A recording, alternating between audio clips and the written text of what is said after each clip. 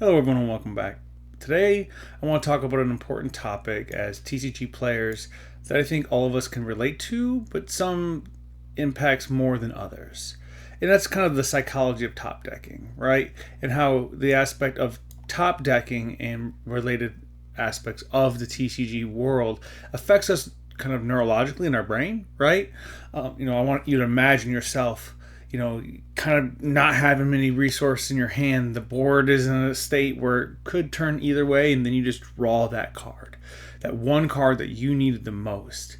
And even just talking about it kind of releases that little feeling of feel good.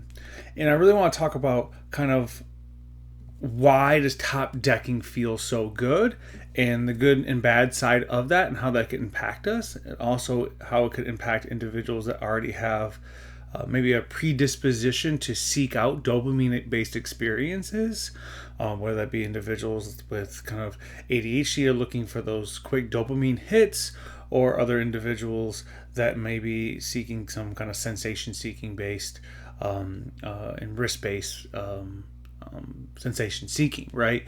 Again, all of this, speaking in generalities, not giving particular advice for anyone's particular mental health challenges, just talking in generalities and how it can be a positive as well as potentially a negative if we take it to an extreme version. Again, something usually isn't all bad or all good. There usually is a realm where some of the dopamine hits and the feel-good things actually keeps us engaged and is fun. But when we take it to an extreme, it can lead to kind of more maladaptive behaviors.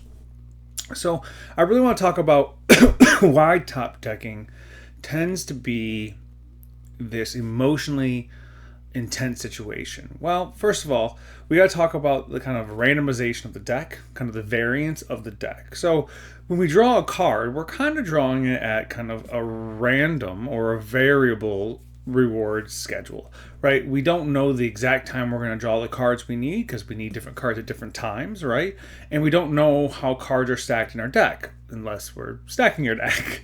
So that reward schedule is the most addicting reward schedule. The same reward schedule, kind of the variable reward schedule, is the same concept as a kind of a slot machine or gambling machine, right?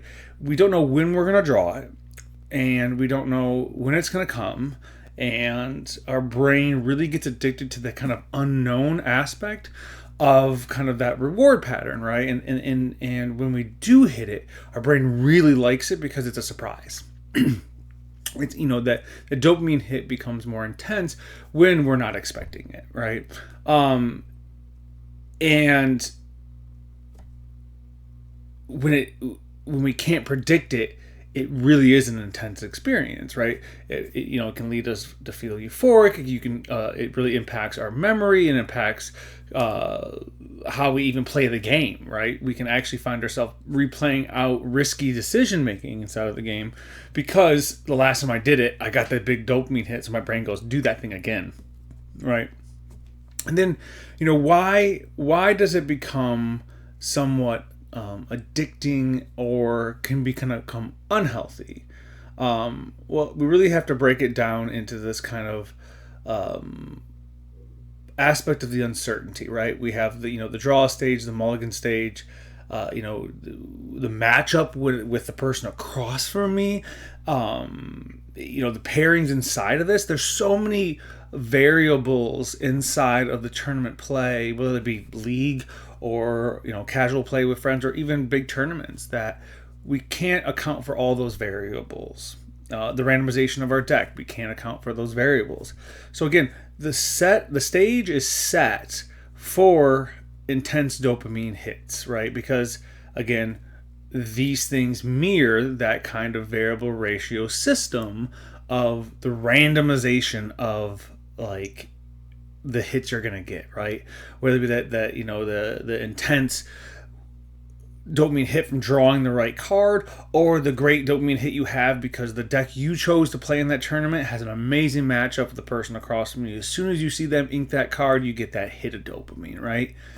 Again, I'm hoping I'm painting the picture for individuals that necessarily this isn't a terrible thing, but if we have a predisposition to seek out dopamine hits, this can really become an addictive factor inside of that, right? Whether we feel like we need to compete more, engage more, play more, not as a way to, better our skill set, but as a way to seek out that dopamine hit. So again, the randomization of our decks, the matchup, the mulligan, tournament pairings, all of those pieces play into the intensity of these dopamine hits. And we're throughout a tournament, you're having multiple dopamine hits over and over and over again, right? And they're also having the opposite, right? We're having this kind of like lack of dopamine release when, like, again, you sit down and like you bricked in your hand, or you sit down across from a competitor and they ink the card and you're like, that is my worst matchup. Oh crap. Like, and instantly you're deprived of that dopamine hit, which kind of sends us in that emotional roller coaster we experience, that we can experience in the matchup, or even in that, that top deck. I can speak for myself, drawing that TPO, and I really just needed anything that wasn't a TPO, right?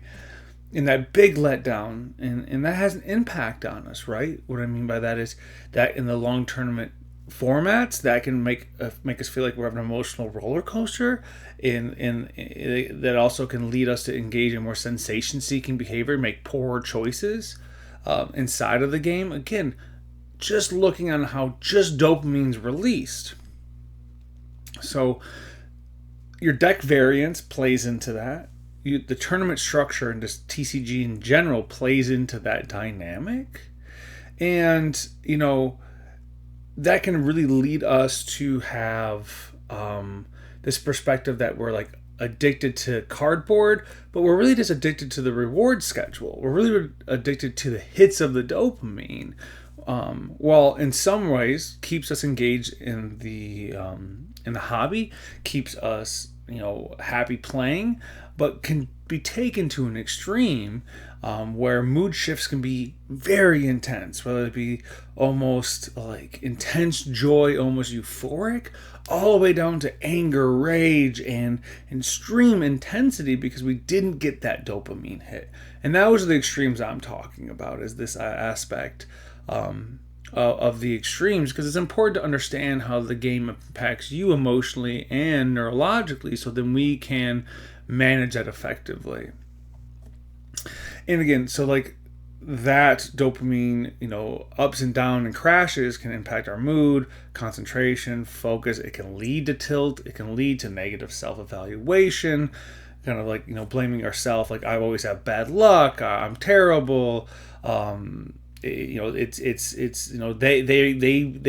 purposely did this to beat me, or like whatever can impact us, can lead us to have more impulsive decisions on that game or our next games. It can lead us to take that emotion and lash out in ways we shouldn't towards others, as well as like kind of sour the experience for ourselves. Again, dopamine isn't the boogeyman, it's the intensity that we feel related to it. So, how does that all play into our world, right? Well, it plays in our world because it falls into our biases, right? It can fall into this availability bias, which basically means is our brain likes to remember, when we have the clutch hits more than when we brick, right? So our brain goes, oh, hey, play the lines that way, do this thing, because that's when we had that clutch hit. And it can actually pull us out of our peak performance. It can pull us out of our line play, or play of like, playing conservatively or playing in a way that is best with that matchup, because we're seeking the dopamine and we're not playing through a very grounded place. We also can have this outcome bias where we assume the outcome of the game was made based on every decision that we had, and every decision we had was correct, when that might not be the outcome. Like, there's the variables on the other side where your opponent can be kind of bricked, which again can lead us to engage in kind of maladaptive play and a maladaptive emotion, being attached. Like, I just did that same thing last game and I won. What happened? It's, when we take one variable, it tends to tend to snowball and be proven wrong quickly. But again, the goal of this is not to say, hey, dopamine in these situations are all negative. It's to say, let's look at small wins, small consistencies. We look over play over long periods of time, right? Because we all have this kind of illusion of control bias. Like somehow, like, that one of you teched into your deck, you saw it because you're like, I knew I was going to see that. I predicted this. I knew out of these 60 plus cards that I knew I was going to draw that right now in this one matchup. That's a kind of an illusion of control bias, that we somehow can predict that or know we're going to draw at the right time. And these biases blind us from being consistent in our play. These biases also blind us and lead us to engage in more intense emotional experience of the game, because again, we stop seeking out the consistent fun play and more seek for those big splashy, big intense emotional dopamine hits. But again, when we're seeking out the intensity, we're also going to get the intensity in the other way. So if I'm looking for an 8 out of 10 on my dopamine hit and I don't get it, I'm going to have like an 8 out of 10 on my feeling not so good level. So again, the key of the takeaway from this is approach your play with the understanding that we all have biases, that just because something felt really good in our brain didn't mean that was an optimal play. And understand that our brain might seek those experiences, especially for those that like might have ADHD or other kind of cognitive predisposition for sensation seeking, that might lead us off our play and might also make the game more intense in both directions, right, for us. So again, being grounded, utilizing kind of our groundedness, understanding how the play and this card game can affect us intellectually and neurologically is a key of being successful for a consistent hobby, a healthy hobby, and overall a better Lorcana or TCG in general player. So I hope you all like the information. If you have any questions or concerns about some of the things I spoke about, please put them in the comments down below. I'm more than happy to answer any questions you guys have on these topics. But again, the big takeaway, dopamine isn't necessarily the evildoer in this situation, but the intensity of the dopamine can blind us and make our environment unhealthy for us, make the card game unhealthy for us, and sour it for the future of the TCG for ourselves and maybe the people around us. So be kind to yourself, please be kind to others, and I'll see y'all next time.